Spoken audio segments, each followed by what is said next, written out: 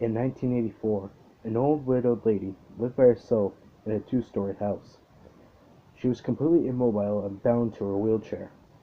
Ever since the mysterious death of her husband, she acquired the aid of a caretaker who would visit her daily to help her with everyday tasks. What made it so difficult was the fact that the two floors of the house were only connected by an old, decrepit staircase. When the old lady needed to move between two floors, the caretaker would have to carry her frail body like an infant up and down the stairs. One day, the police received a call from the widow. There had been a murder. Since the police units were scarce at the time, and the murderer had already fled the scene, only one detective was sent out to conduct the initial crime scene report. He arrived to see the caretaker's body splayed out on the floor with her vocal cords severed and ripped out, leaving a pool of blood on the first level of the house.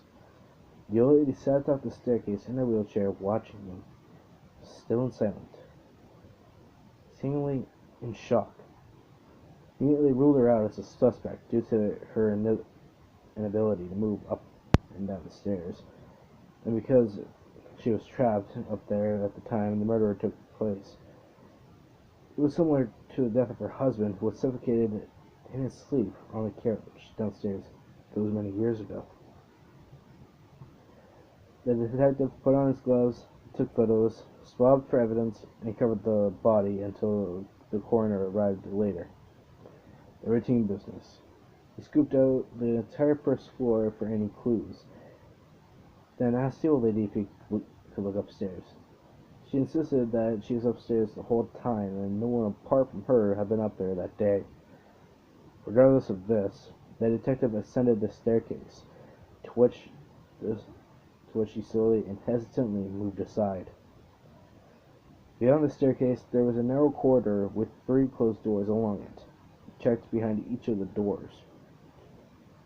The empty bedroom, nothing. The bathroom, nothing. He became anxious as he slowly made his way to the final bedroom where the old lady slept. He opened it, and everything looked normal. A bed, a wardrobe, a bedside table with a lamp. He checked every wall of the room in horror, as it was not what he discovered, but it was what he didn't discover that made him stop dead in his tracks and slowly reach for the gun in his holster. It was a detail so minor that they had completely overlooked it in the last investigation of her husband's death. There was no phone upstairs. He suddenly heard a noise. He withdrew his gun and rushed out of the room, only to find an empty wheelchair at the top of the stairs.